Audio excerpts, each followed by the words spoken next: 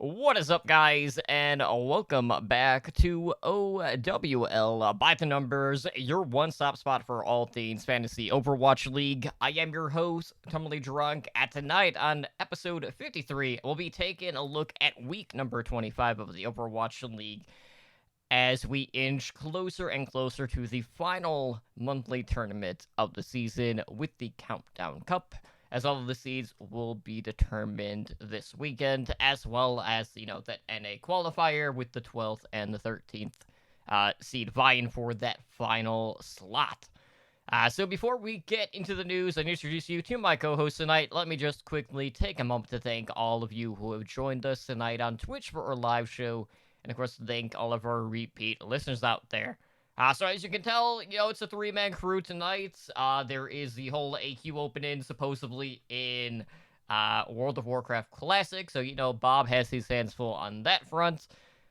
Not too much of a surprise there, if you talk to any of us about that, because that's kind of a big deal for Classic.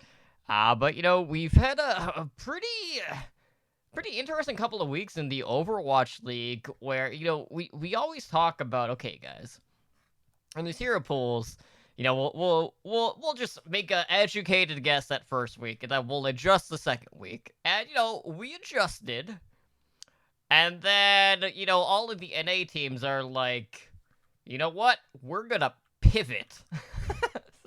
So we just went complete opposite directions. And it kind of showed in some of our scores where, at least three of us got burned by non-starters.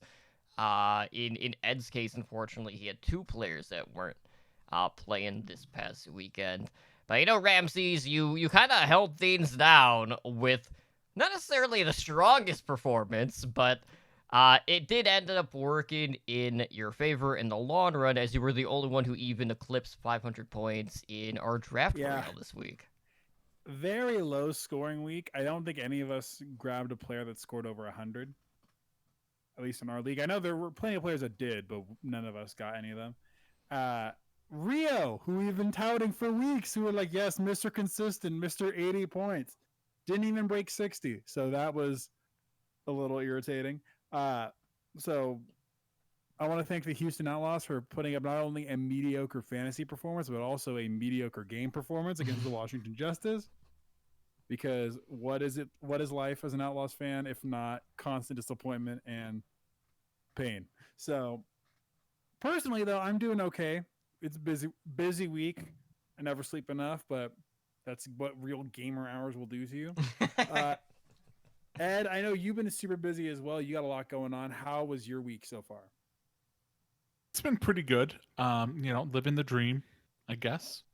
I guess we could go with living the dream. Let's go with a it. dream. Yeah. That you can't wake up from. Exactly. But yeah, it's I'm enjoying life, living it to the fullest. It's really about it. I mean, you didn't score to the fullest this week, unfortunately. But No, again, I got hard screwed. Like I had two people not play, and then one other play one map. Because looking at your scores, and I'm talking to some other like Florida Mayhem fans. Byram is in for the team now. They're putting in Byram on multiple maps. Yeah. And then who really had, like, this is a surprising one, who had Hotba not even played? It worked out for New York, but not for you. But it's just like, are you shitting me? I mean, it was the same case with me and the Gladiators, who decided to run 3 DPS, because they also transitioned to that Zarya type setup. Yeah. Feels bad, man. I just don't get it, asshats. My dude, you ran Bishu, Totem, not even Space. Did I? Yeah, you ran Bishu, who didn't play either. But like, well, regardless, I would have gotten. I would have lost either way. That would have been. But even looking at some of these other scores, like Sparkle didn't even put up 60 points. Doha didn't break 100. Mm-hmm. Like the new meta is very. It's weird. There's the new meta that we saw this week with a lot of dive tanks, still Ashe and Genji, maybe a Tracer here and there, but the Zaryas did a lot of work, and also the supports I think really put themselves back at the top as far as point earners again this week. Yeah, and Yeah, how long is Genji players going to stay at the top? Is a whole nother issue. 2 more weeks. it's funny. I recall was it Bob mentioned it? Don't play Carpe. And Like a very Bob thing to say. he threw it out there, and Carpe ended up posting the second best score of the week. Drafter of Gaguri, Blaze and Bob told us not to play Carpe. I'm just throwing it out there. That was the thing that happened. But anyways, some very interesting things happening in regards to the overall performances this week. So looking at the damage, top performances, we have Carpe coming in top in the damage for Philly at 140.46 at a cost of 79. Followed by Glister of the London Spitfire at 117.41 with a cost of 55. And then it was the Onigod rounding out the top three there for the Dallas Fuel at 115.48 at a cost of 47. So, Doha had been doing fairly well, and, Onigod kind of took it to the house this week. But, I have to say, like, London this week, like, even Shui wasn't too far behind Glister. Because Shui also posted over 100 points in fantasy this week as well. So, there's actually been some pretty good production on that front. And I know, like, Bernard was up there as well for the London Spitfire. But, we're definitely going to talk some things about APAC when we get to, like, some of the storylines that are ongoing. But it's definitely felt like going into this, this Countdown Cup, the seeding on APAC is gonna be kind of all over the place this month compared to what we had seen within these last two tournaments. Yeah, going into the series, I think we were like pretty set, okay, for sure Shanghai and Guangzhou are 1, 2. New York is pretty solidly number 3, not because they're like amazing, but just because they're probably the next tier above a lot of those other teams.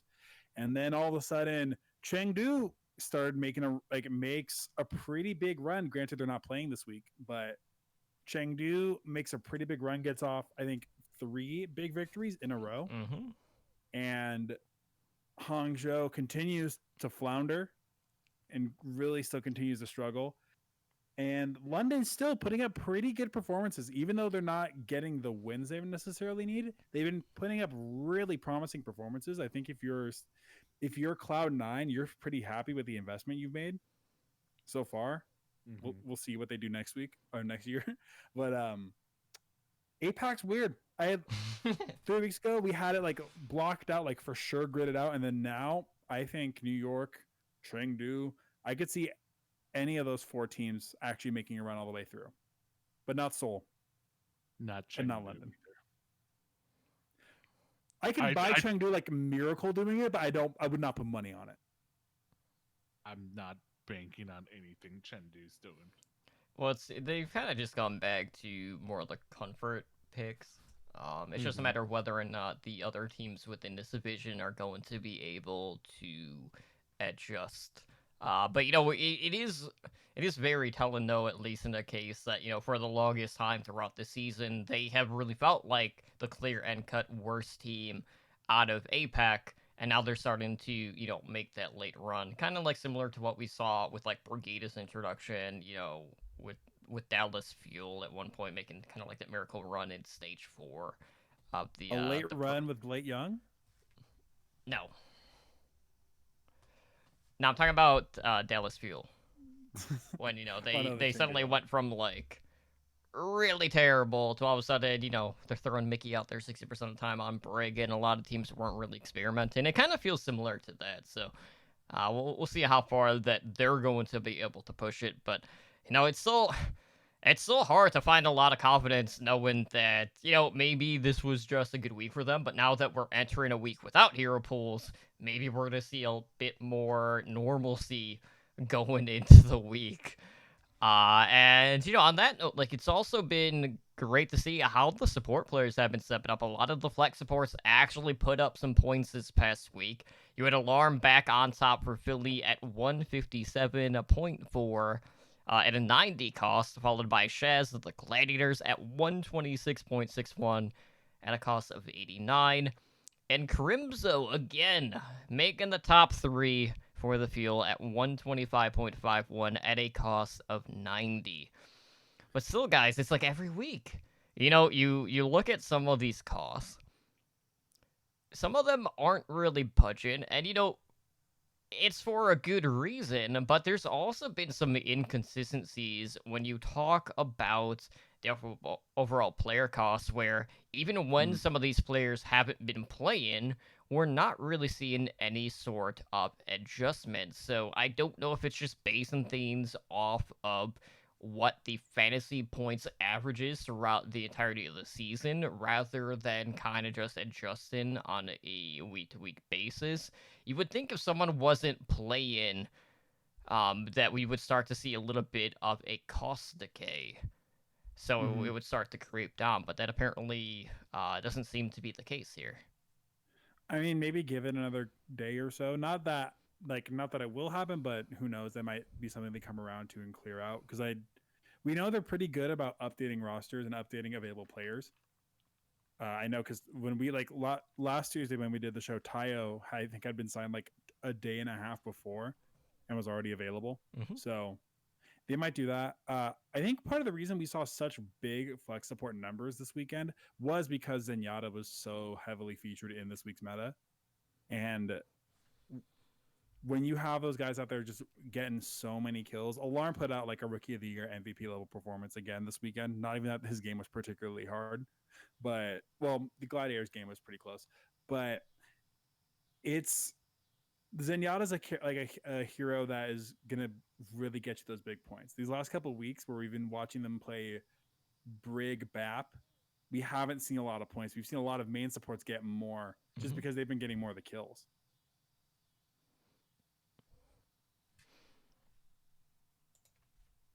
It's muted. Ah, damn. You know, he had the 1 week where he caught himself almost instantaneously, and I was hoping that time I didn't. I was hoping like, okay, this is gonna be the start of a new streak. We're gonna adjust. Yeah, the Zenyatta play. If going into this week, if I would have known that like, hey, Zenyatta's gonna be played every single match, I would have been like, okay, this makes my support picks super flipping easy. But yeah, it was a hell of a week in regards to that, especially with these new people. Like you had Teo, like you said, you were ballsy enough to take him. I wasn't. He didn't put up like amazing points either. He put up 79 or 76, which is objectively not great. The only reason why I was good was because I managed to win, and that was mostly because of no shows in your guys' teams rather than me having a great team. So he put up 76 points, you said? 76 and 79. He did not break 80. He put up 4 points a minute. Because the match was over that effing quick. Oh, so bad almost. Like at that point, that's with all the breaks in between too. That's with that's like, okay, that's the spawns. That's 4 points a minute. They didn't even like extend it because you see when they've had particularly short games, sometimes they'll have like a extended break during halftime to kind of try and make the game fill out a little bit more. But no, they just sped right through it. They're just like, yeah, no, this is what we're doing. Yeah, it was also funny because you saw Twilight even make a joke after. Twilight said something on Twitter to the effect of like putting down the Titans afterwards. I think there was I know one of the I'm pretty sure it was a joke. I don't think this is 100% correct, but I know there are people hypothesizing because his webcam turned off like right at the end of the match, and people were saying, oh, it's because he was about to start cutting up his Vancouver jersey, and Cressy had to run in and shut the camera off before they got that on video. I don't know about that. I don't think it really happened, but you know, where's his tweet? Nothing compares to Poco doing spread eagle. Poco's the man. I man. love it. That was creepy. The man does not care. He is out there with his like striped leg hair and a sweatband. The Poco OnlyFans dropping soon, but now it's so. Speaking of tanks, even we also saw for the most part that tank points went back to the flex supports, or the flex tanks, excuse me, where actually, so that's No. for top. I'm Well- wrong. Top three. Because top three we have Sada with Philly, so I'm very wrong, with 110 points out of 61 cost. Hanbin with Paris at 108 points at an 80 cost, and Smurf I think is the big up with 105 points at a 54 cost. And I don't know, I guess this is really surprising to me because by and large, most teams played Winston, and Winston's Mhm. not a high point hero at all. You were nowhere even close Well, I mean, if I you was to if very being you wrong. right on that one. if you look at some of the people that are right below that, you have outside the top three. There's Note, Void, Troy. No But then there's Smite, also No Choi, Smite, Fearless. So it's like a Fearless. pretty healthy mix. Can you imagine if you had put in Jihan for 20 coins? You'd be feeling pretty good. Uh, Quick side note as well, hydration is available to be picked as a tank or a DPS as well. not that he will DPS. Right? Not that he will, but I'll just pick Shiny. He's probably at like 0 points.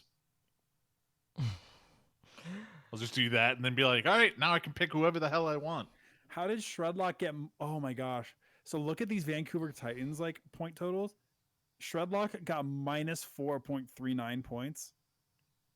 The lowest ranking tank player, at least that's available Wait. here. How do you get minus 4 point? Deaths, probably. So he had 9 elims, 22 deaths. Or sorry, average elims 9, average deaths 22, average damage 8.6k, 0 healing.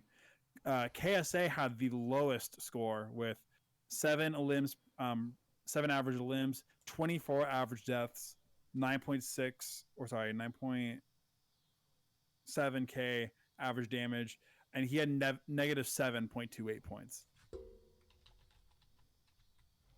Okay. Ouch. So you could have theoretically started Gagaria this week and scored more points than either of the Vancouver Titans tanks. Still awkward.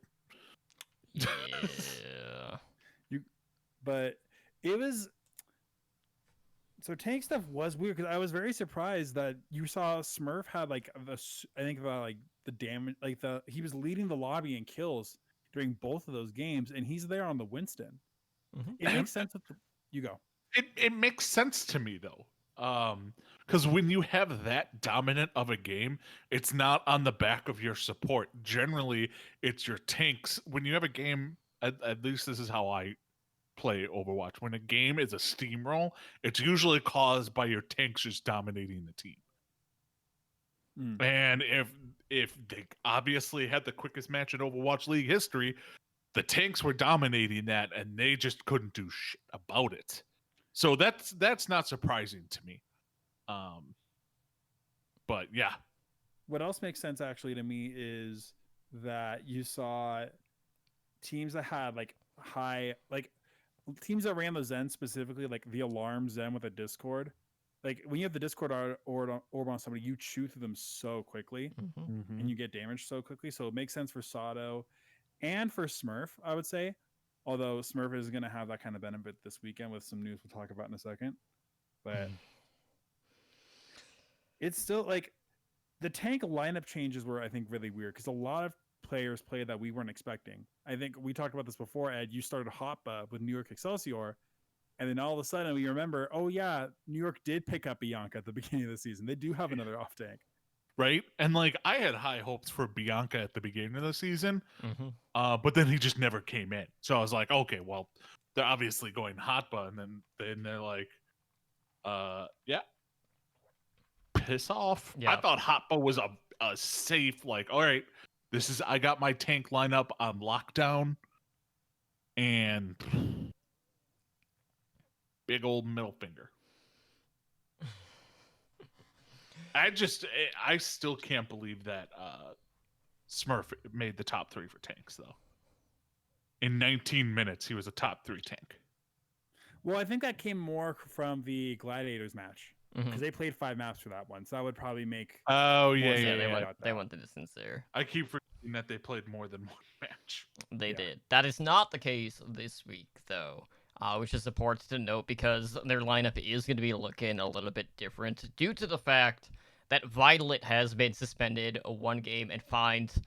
I don't know if they said like how much the fine was, but anyways, he's suspended for one game for toxic behavior that he had during a couple of different streams out there, and the Shaka do Mhm. face the Houston Outlaws this week.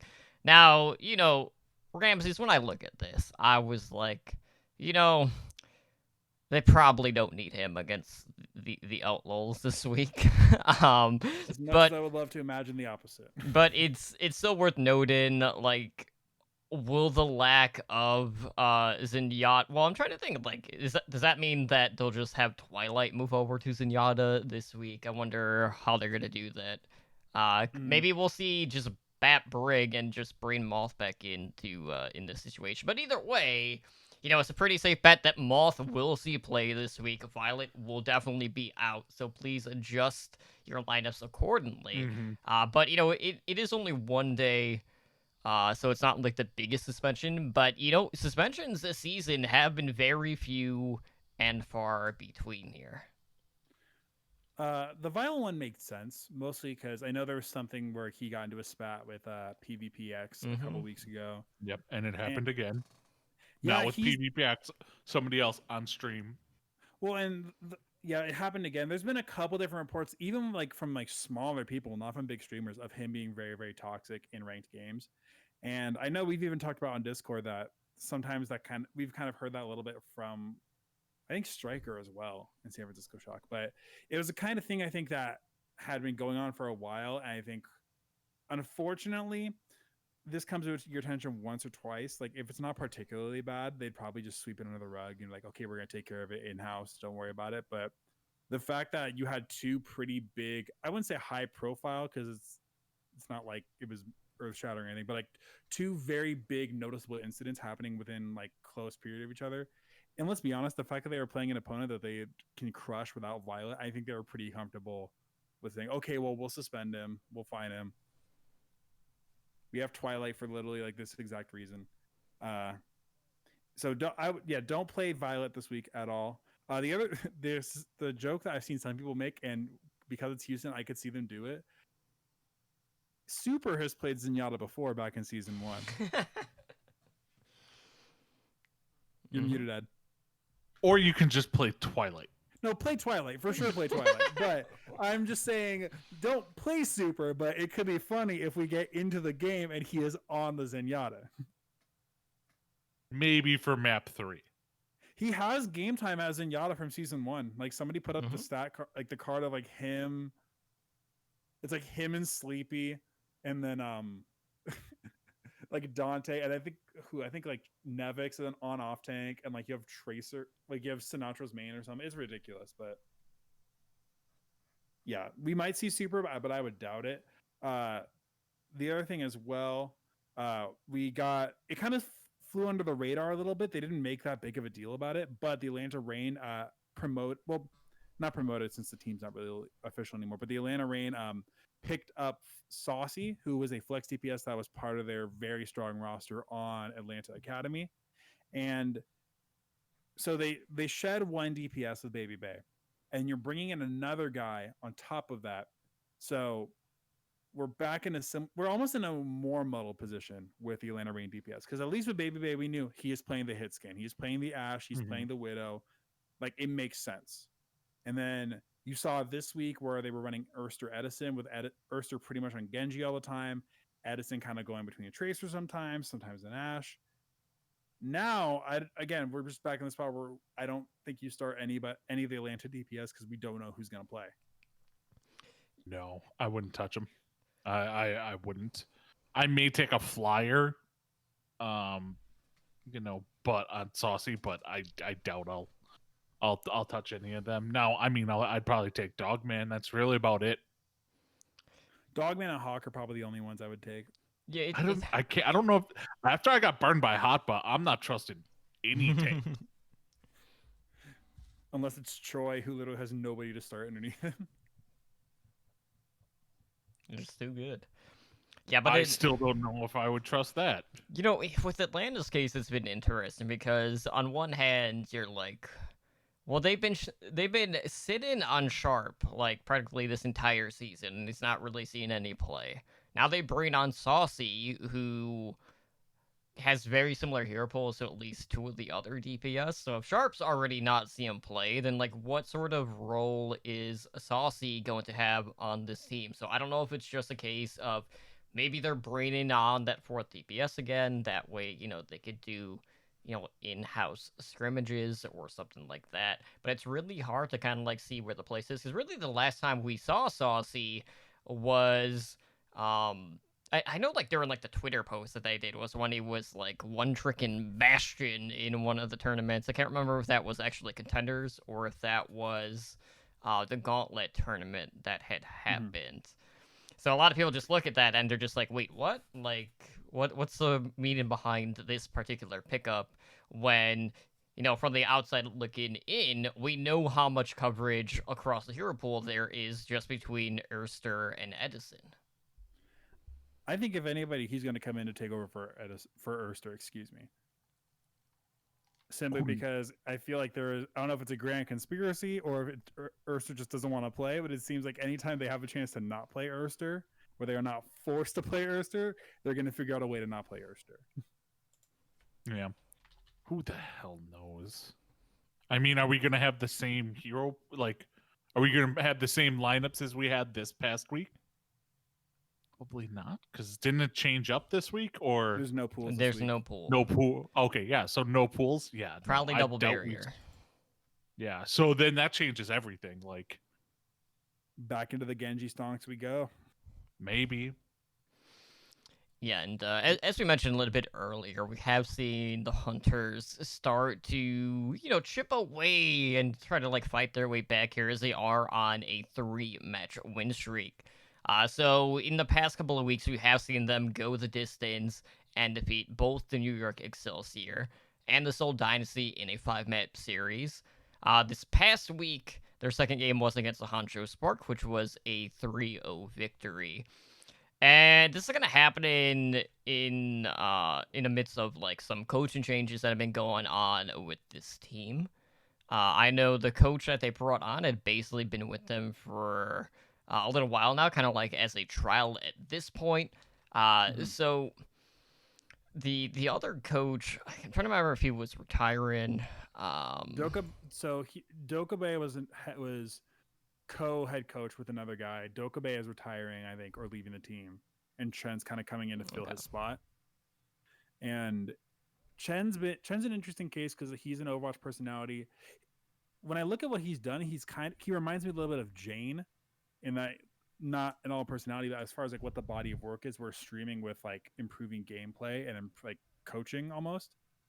And you saw it because Chengdu, for one, didn't stick to just what the meta comp was, and when we've seen them play Double Shield, it has not looked good. You said that we saw them on Comfort Heroes, which ended up kind of really pushing the meta this weekend. We saw, blessed be his name, the Yada Chad Among, who his wrecking ball is so good. It's so good. He gets so much value out of it. It's ridiculous. But you saw like him on the ball. We have Late Young on the Zarya, and he's been known for a long time as a Zarya player. Jinmu on the Genji, and then Leave on the Ashe instead of, because before they've switched around where they've tried Leave on the Genji and it hasn't really gotten as much value. Plus Molly seems to be the consistent starter at flex support, and they look better, but I think they also look hungrier now. It's less about being frustrated and stuck, and I think they're able to push up in trajectory. Right. But they're not playing this week, so don't play into their players. Yeah, and we'll see whether or not they're gonna have like this newfound confidence kind of going into the Countdown Cup, where the surprise aspect of Chengdu could make for a good run in the tournament. But you know, it's just a matter of how long can they continue to like have that stride, because for a while there it just was not happening, where They were basically losing to every single APAC team in that division. So I don't know if the Yoda chat is going to be enough to maintain the course at this given point in time. But it's very good to see, because for the longest time, like, APAC, at least at like the top end of it, felt so cut and dry. Like, there was a very clear picture, and now it's just back to being, okay, what the hell's going on anymore at this given point in time? I have no idea. But I will say, it is kind of interesting that, following Spree's retirement, all of a sudden Zarya's seeing him play. It's just like, oh, that's a feels bad, man. And Mecca wasn't awful, but Houston had a bunch of problems last weekend. One more note about Chengdu: they are in this incredibly fortunate position because of what the year-end tournament's going to be like, where they could lose every game 3-0 for the rest but they're not playing anymore. But like, because there's only 7 teams in the division, their ticket to like the playoffs is stamped. They're going to be in playoff contention no matter what. So now is this time where you're going to work back on that team synergy. You're going to work on team mindset. You can afford to just experiment for the next couple of weeks, because with how bad they are in seeding, it's not like they're going to make a huge push to like really get up to like a fightable number. So they have a lot of opportunities to just sit back, kind of get the read on what everyone else is doing, and really work on their own mental in secret before going into a tournament.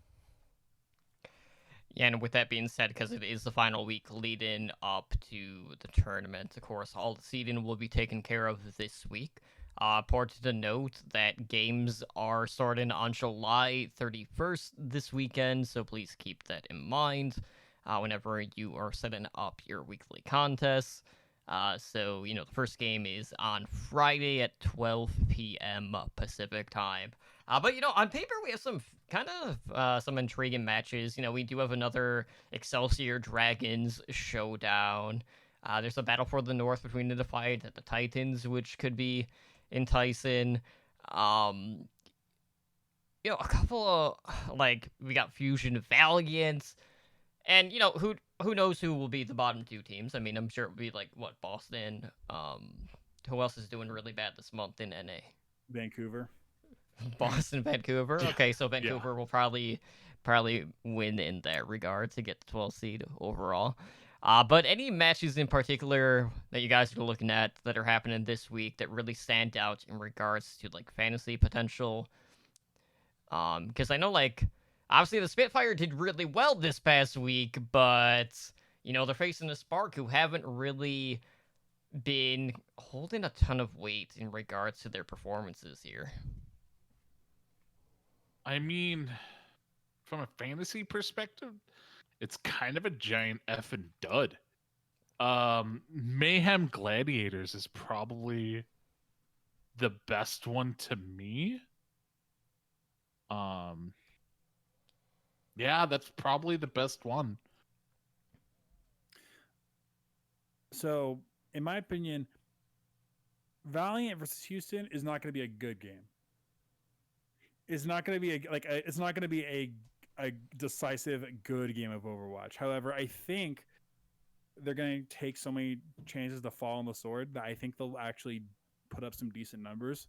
I'm in the Dante Ride or Die club, because at least my mans will get 90 points every single time. I like him in that. New York Shanghai is really interesting as well. I think if you actually want to, like, if I'm going to pick like big budget people, I'm probably picking out of that game. And I'd love to take a flyer on Seoul versus Guangzhou, but I have no confidence in being able to pick correctly. Not even Rio anymore. And then Dallas versus Atlanta looks interesting, but we have no idea what that comp is going to be, if Decay's even going to play this week, because he played a little bit this last week, I think, but not like a ton. And then I think Gladiators, Mayhem is the other big one to really try and get points out of. Yeah, I'm trying to see what some of these New York scores were. Shanghai is another one that will probably be pretty good. Also, so New York Shanghai is where I'm going to get some budget out of this, because I'm gonna go. I'm gonna make the risky play here. I'm picking up Bianca for this week. Yep. I have my 2 super budget picks, Okay. and Bianca's one of them. Who's the other one? Moth. Yeah, Moth There's is no one 30. Moth is 37. there's nobody else they can play unless we see Super Zen, which at which point Exactly. I wish I'd throw the game out. But like, Yeah. If I go with Moth and they go with Super Zen, then I'm just like, you know what? Screw it. Mm-hmm. It was not meant to be. Yeah, I'm also trying to think because, like you and I were talking about before, that like some of the rankings are still a little bit weird. Mm-hmm. Like Sharp is 83, but to my knowledge, Sharp hasn't played like recently at all. And Hawksall's 56, which is a huge bargain in my opinion. Hawksall, Agilities is still 52. Architect is 49. Like honestly, if you're going to be picking up any Hangzhou Spark players to play, this is the week because Yeah. London's probably the best competition they're going to have. I know QOQ is under 50 points. Yeah, I know I was looking, trying to think. Bernard would be a pretty good option at 49 for budget. But, like, with the tanks, like, the budget picks are typically always around, like, that 50-point mark. So, you have essentially, on average, we'll say 10 extra points to kind of, like, fiddle around with on some of your other roles there. Mm-hmm. But I can only imagine though. Everyone is just gonna assume Moth getting the start. Like I swear, like if that Super Zen thing happens, there are gonna be a lot of pissed off people because with Moth being highly considered one of the best like NA players, regardless of role, it's just like, well, what would need to happen in order to get him back into the rotation here? Side note. Marvell, I think, is no longer on the main, like, unstarting for Seoul right now. They've been pretty consistent with Michelle. Finally, this late in the season, when it doesn't really matter anymore. But Michelle has been getting the nod on multiple off tanks too, because he was playing Sigma as well. Well, are you guys feeling that we will just kind of get back to that, like the BAP? Like the BAP particular comps where we're not going to see Zenyatta because, on paper, if we see Zenyatta, Byram would be a fairly good option for really cheap. But I don't know if we'll actually see Zen popping up again. I don't know if we will either.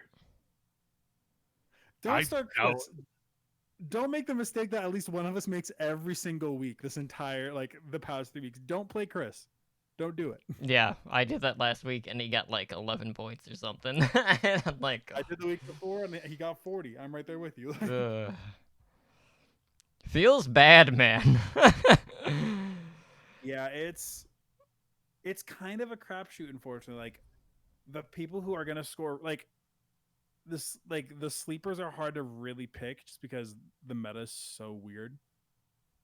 But like, who knows if we're gonna go back to Zarya? We could just like go back to double shield with a Genji and an Ashe again. Yeah, because I'm very conflicted. Like Paintbrush to me would be a budget option, but that would be like at 55. But normally we would say, Jackson might be a good option, but like I don't know how much of a stomp that Shock game is going to be in particular. So it's just like you're looking for him in the Valiant game this week, if anything. Yeah. I don't know, support just kind of seems like a toss up. Yeah. And also like what I did is what I'm thinking. I haven't finalized it, but like I go Moth super cheap, then I get that one really reliable.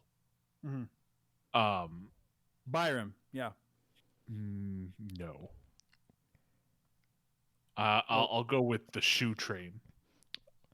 Well, Tayo's still listed at 20. Yeah. But that's the thing is, granted, they played some pretty bad teams and they played them very quickly. Well, no, Gladiators was a 5 map. Gladiators was a 5 map. I don't know. Even for 20 points, they're like the trade off and like value price is not enough for me. I don't know. I'm not excited after him scoring only like 70 points, like 76. Right. Yeah, that's the thing too. Like, if you go that direction, you would almost have to assume, like, okay, if that's the case, then you're probably gonna be looking at double barrier. Um, you're probably gonna make up your points mostly on your tanks then at that point, just because the supports are just kind of like blown wide open, where there's not a clear cut differential between like the main and the flex support role at that given point in time. But I don't know. I'm looking at some of these DPS options, and this week Yeah, the is DPS rough. DPS, I went. Well, I mean, you have Glister at 58, which I don't think is a horrible pick. And then you do still have Sparkle at 65. So I, almost gotta think that that's might be a way that they go, a route they go. Yeah, but it's against Washington. That's the other thing too. Like, there's not Washington. I think will put up like not a decent fight, but like Washington will make them do multiple points on a map instead of getting full held at every single first point. Yeah, I do have one question on the actual site, Overwatch League site. Okay. They have a TBD game. Yeah, that's for the seed in between the 12th and the 13th NA seed to see who Oh, advances. yeah. Derp. Yep. So, Never mind. Ignore me. Okay. Between Vancouver and Boston. Yeah. Jerry's been putting up decent points too. Jerry's, No. I think, putting up like 80 points. No. It's so bad. Like, you watch somebody, I think Super even retweeted it, where like they show like the Vancouver Titans like highlight reel from this week, and it's like 30 seconds. Oh of man, them that's getting brutal. stopped by San Francisco. But here's like the 5 plays we could take that were really good. Mm-hmm. And it's just like Dalton it's I think Dalton or freaking Shockwave just as Tracer shooting somebody from like 50 yards away. Oh man, So poor brutal. boys. It's a rough one. Yeah. So brutal. I know next week we'll probably have to start getting our ideas for fantasy MVP as well, because we're supposed to be getting the MVP the MVP candidate announcements Mhm. next week as well. Yeah, next weekend. Which will probably do during like the post game stuff, all that good stuff. Which this year is probably gonna be more open than it was last year. Because last year it was mostly like, okay, Chaz is like putting up monster numbers every single week. Mm. Pretty obvious pick in that regard, but yeah, gonna be a little bit different this year. I have to go with Ed on this one. I'm assuming I'm reading him correctly. I think Sinatra was the fantasy MVP last year and the regular season MVP last year. So Yeah, he was. as far as fantasy goes, I couldn't freaking tell you. I'd have to go back and look at a sheet, but it's like if we look at like the highest average number per week, and it's gonna be like 80 points. I mean, to me, you're looking at Alarm. Yeah, Has probably been one of the Crimzo as well. Crimzo. He also came on a little late. You also have somebody like Krong.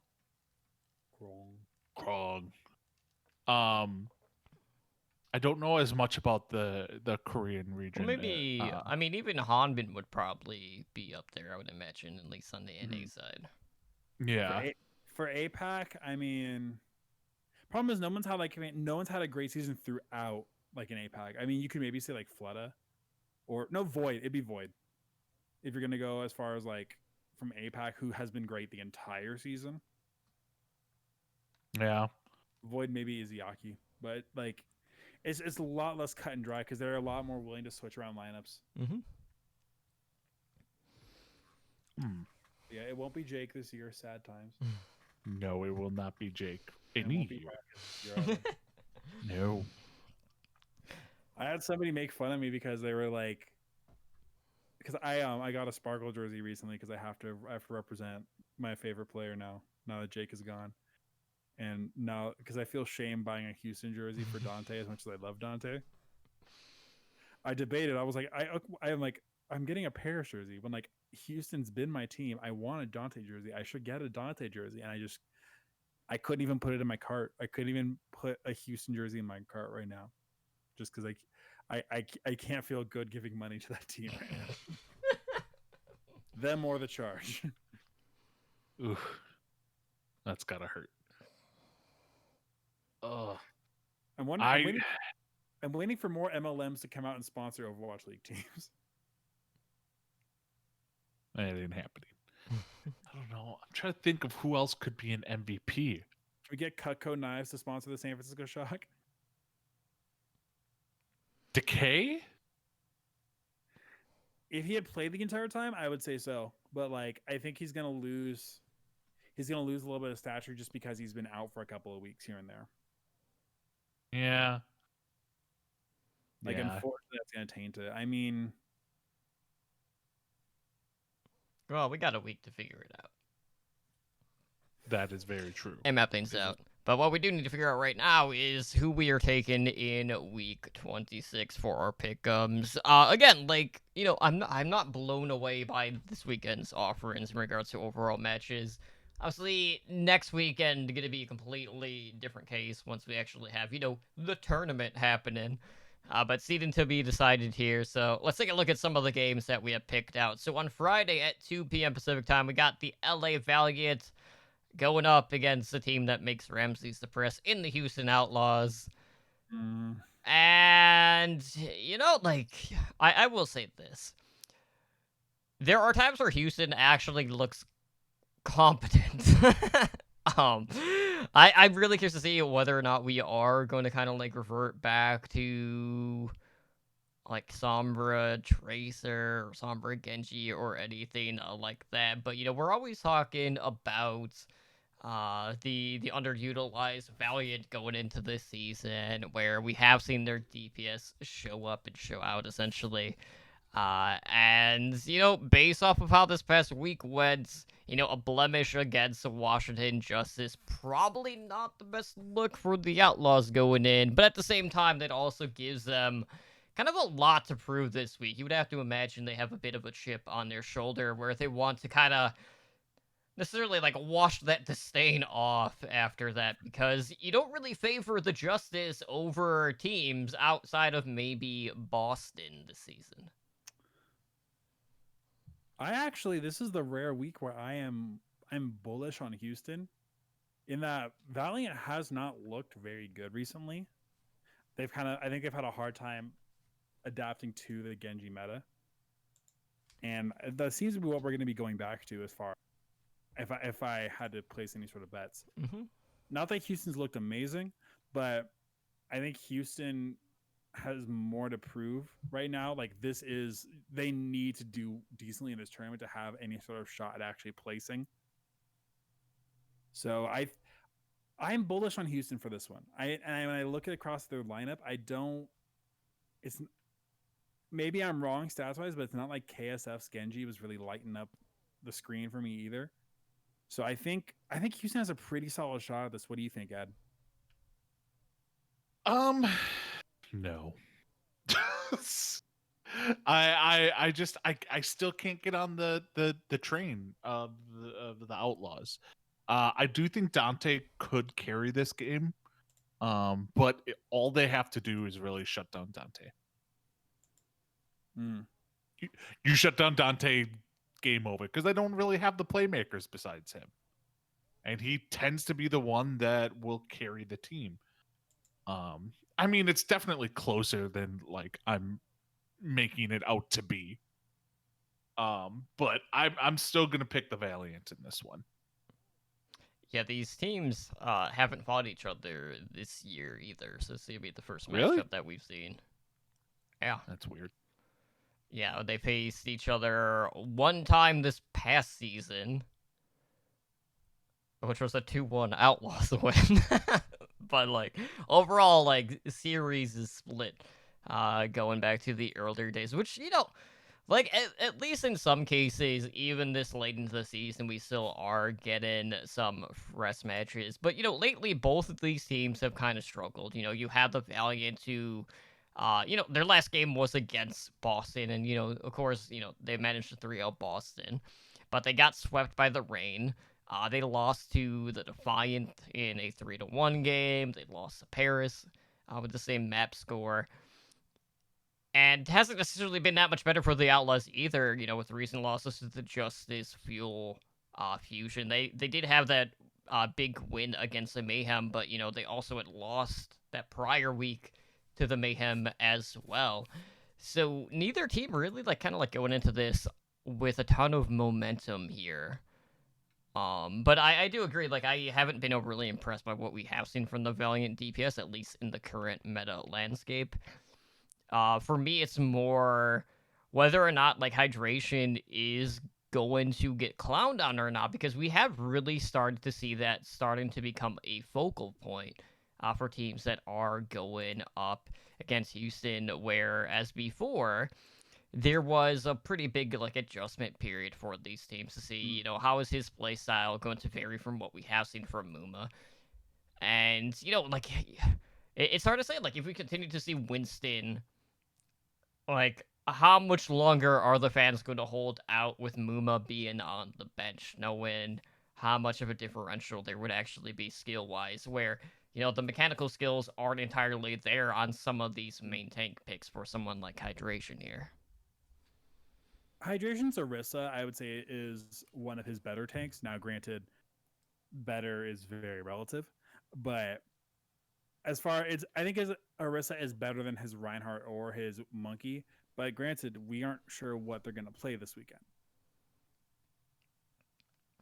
True. God, what? It's got to be double shields. I would imagine it's going to be Orisa Sigma this week. Yeah. Now, if we want to talk about an interesting game, one that's going to be a lot more fun to watch, if anybody is up to watch it, Saturday, 5 a.m. Pacific time, New York Excelsior versus Shanghai Dragons. Shanghai's looked a little bit more mortal lately, but they've still been winning. I know that they've kind of been approaching this meta in a little bit of a different way, but I think the eyes right now are on New York getting reversed up by Chengdu and then 3-0ing Guangzhou, one of the best teams in the area. And now that Bianca's out there starting consistently, you got to wonder, what New York do we see on Saturday? Is it going to be one with all guns blazing with Bianca out there, or is Hoppa going to come back and and maybe we see a little bit more of a tepid NYXL? Well, New York wasn't able to figure out the Dragons the last time they fought this season. Now, granted, that was a 5-map series, so that's not really too much to kind of compare to at this point. But, that was a series that, New York jumped to a 2-0 lead, and then it got reverse swept in that match. So I'm sure that's going to be in the back of their minds, too. But, fantasy-wise, this is definitely going to be the most intriguing matchup. You could probably see some pretty big scores. I do think it is going to be close. I feel like, though, regardless of how New York has looked, they have constantly been a step behind the Dragons. It just seems like the Dragons know, who their positional players are going to be. Fleta has really had a breakout season for the Dragons this year. And, this could just come down to the Brigitte play. How much of an impact is Hoxel going to have if he continues to be on that sort of role? So could this one go the distance? If New York comes into this boomed, I don't think that's going to be the case. This one might be... I'm not going to say it's going to be a 3-0. I think 3-1 is going to be more than probable in this case. I could see that. Yeah, 3-1 would be probably more than probable. Oh, God. I can't even remember the last time, watching them play. Are you talking about New York or Shanghai or just both? Both. No, last time they played each other. Their last match was in early May. May 2nd. So it's been a while. Okay. And that was during like a double hit scan ban. So out of the rotation that week were McCree, Widowmaker, Wrecking Ball, and Mercy. So, two heroes that actually would see play, and two heroes that would never see play. Seems about right. Such is life with hero pools. Mm-hmm. God, I'm just trying to think of who I would even take in this matchup. I want to say New York. I'm gonna go with New York because I think Bianca's really gonna take it. We'll go with that. We'll go with New York because of Bianca. Needless to say, I won't be watching this one live. Let's just go with that. It's actually at what? It's 7 a.m. I'll be working. On a Saturday? I'm not saying that like it's a decent time. I'm just saying like 7 a.m. and 5 a.m. over here are different times. I would love to imagine I would wake up at 7 a.m. on a Saturday to watch this game, but unfortunately, that's not me. Not in the cards. Even if I was a diehard, just catch the replay when it comes back on. And exactly. Like if I was a diehard Excelsior fan, I don't think I'd watch it. Get up by 7 a.m. and watch it. last game that we're going to cover for pick'ems, LA Gladiators versus Florida Mayhem. This is pretty much do or die time for the Gladiators right now. I would. This is 100% me speculating, but I think it's fair to assume that there's probably some heat on DPay as far as performance, because this is a star-studded team.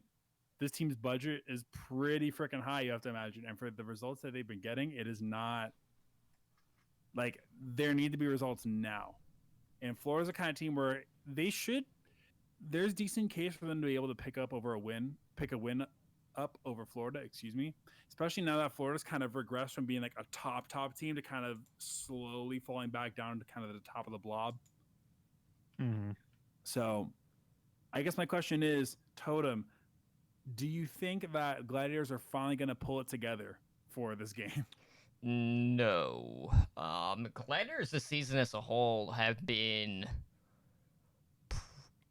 I mean, honestly, both of the LA teams have been 50-50 across the entirety of the season. The only difference is Valiant actually have a winning record. I think the Gladiators are like 7-8 so far. We've definitely seen Florida have a couple of different strains of really good success in Secession, where the Gladiators seem to, they might win one, but then they just trade it right back. And like there was even a case recently where, okay, it's like, yeah, you had an expected win against the Washington Justice, and then the week after that, you just gave the game right back to them, both in 3-1 series, and then they went right back to winning, but then they ran into a buzzsaw with teams like, Philly at Paris. I will say, though, at least this past week, the Gladiators made that match against Philadelphia competitive because it did go with the distance. Then again, like, I don't want to read too much into that, just knowing that, well, it is Philadelphia, and they just have a habit of going to map 5 anyway. So I don't think that's very indicative of where the Gladiators are right now as a team. Mm-hmm. But at least with, like, the 3 DPS in the rotation, it was a different look for them. But I don't think that's going to be a look that is going to be relied on moving forward, knowing that we probably will be going back to the double shield composition. So, there's just too many instances where the Gladiators can't really put things together over the course of, like, over a week. Or, they just have a split week. So just a lack of confidence. Like, I don't know. And, I would agree, like, there probably is going to be a ton of pressure on this team. Going in, a lot of people expected them to be potentially, like, top 5. Especially, like, on the NA side if you don't factor in APAC. But, like, who would have thought, like, the Valiant outpacing them throughout the vast majority of the season when, we, talk about the whole, like, budget situation, everything that happened on that front.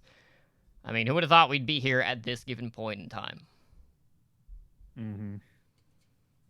Not me. That's for darn sure. Yeah, I just, you know, I think the Gladiators, it's this make or break game for them. I think they need to figure out what they're gonna do. Uh, Not experiment with like Bishu and stuff like that. They need to go in there with their best lineup, probably run the double shield, and go that route. For the love of God, Florida, put in Chris over Byram. Don't start Byram ever again. But you know what? I do like the Kevster. I like Kevster. He's been performing pretty well. So I'm excited to see how he performs. But yeah, this is going to be definitely an interesting game. This is probably going to be the one that I could see going 5 maps. Don't. Not sure about that one. Yeah. I think 5. To each your own. Who are you pulling for, though, Ramses? I actually think Gladiators take this as well, just because it is make or break time. Birdring did not get signed to this team to be a loser, and I could see. I think we're gonna see Birdring through sheer force of will between him and Onigod carry this team into a victory. Because realistically, outside of BQB, Yaki, and Gargoyle, everybody else has looked well. Never mind, because Gongninjin's good too. Pretty much, Florida to me, as far as like whatever support isn't Gangnam Jin and usually with Fate in the main tank, there's been bits where they look a little bit spotty, where they look kind of it doesn't look as solid and cohesive as it was last tournament. So I think Gladiators have to make it happen this week. It has to go through, or else I think we're going to start hearing from Space's lawyer pretty soon. So I think LAG takes it, but it's going to be 3-2. It's not going to be a blowout. All right, well, I guess we'll see where pieces fall into place here as we determine what the seeding is going to be and what matches we'll get for the Countdown Cup. So with that being said, guys, again, just as a reminder, games start on Friday this week, so be sure to get your lineup set by, Friday at noon Pacific time.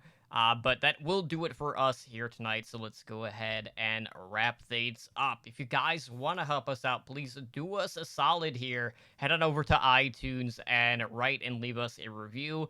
Let us know how we're doing, if there is any sort of fantasy OWL material that you would like to see us incorporate into the show. While, it's still in season, that too. But, we're always looking for ways to improve. And of course, if you're looking to support us, we do have a couple of different ways how you can do that. Yes, the best thing you can do, the best thing you can do for sure is joining our network via Patreon, throwing us your support from over there. We have a bunch of different shows, and helping us on Patreon really just make sure that not only can the lights stay on, data uploads get met, but also that we can continue to bring you the best content we possibly can. Tiers start at just $1 a month, and you can find all the information about tiers, rewards, everything at patreon.com/OWL network, where you can also join the likes of our master and above patrons like Daniel, Owl, Kesha, and 044 in helping our network grow. Absolutely, and we'll have an air quote new show. Not really new, but we will recall back here fairly shortly, so keep an eye on that feed here within the next couple of weeks for sure. But Ed, please let our listeners know how they can contact our show across social medias. All right. So you can reach us through email at contact@owlnshow.com. We are on Twitter, and that's at OWL by the numbers. We do have a website that you can go to, and that's owlnshow.com. And we do have a YouTube channel. That's youtube.com/Overwatch League Network. We are on Discord at discord.me/OWLNshow. And then we do stream live on Twitch at twitch.tv/OWLNshow. We are a Twitch affiliate, so help support the show by subscribing to our channel and earn our network emoticon. Our podcast network does stream pretty regularly. So on Mondays at 6 p.m. Pacific, we have the Overwatch League Network. On Tuesdays at 6 p.m. Pacific, we have this show, OWL by the Numbers. On Wednesdays at 5 p.m. Pacific, we have Heroes Never Die, which is the variety Overwatch show me and Totem do. And then on Thursdays at 5 p.m. Pacific, we have Tavern Tales, a Hearthstone Battlegrounds podcast Totem and I do over at twitch.tv/Tavern Tales HS. You can contact me personally on Twitter at Ednar83 or on Twitch at twitch.tv/Ednar. Ramses, where can they find you at? You can find me on Twitter at Ramses_OW. You can find the other show I do at PushedPointPod. Yep, and you can find Boomer Bob on Twitter at BLAZZIN_BOB. And as for myself, you can find me on Twitter at Terminally Drunk, as well as streaming on Twitch every Monday, Wednesday, Thursday at 7 p.m. Pacific time at twitch.tv/Terminally Drunk, where I try not to lose Raiden in Battlegrounds, which, happened one time out of 3 so far. So, still a good time, though. So we hope to see you guys out there, and hopefully we'll see you guys back tomorrow for our next episode of Heroes Never Die, where we talk about community outcry over the Moira change that didn't actually get pushed through, even though it was experimental. Literally, Jeff said that it was a failure that they wanted to show us, and people flipped out. Well, people just gotta listen to our Deaf and Savior Papa Jeffrey Cap praise him. If they would have tweaked it, I actually think it would have been fine. Probably. But, knee-jerk reaction. Everyone's like, oh my god, you can't release this. But more on that tomorrow, guys. You take care, set your lineups, and we'll see you guys back next week. You guys have a good night. Peace. Later.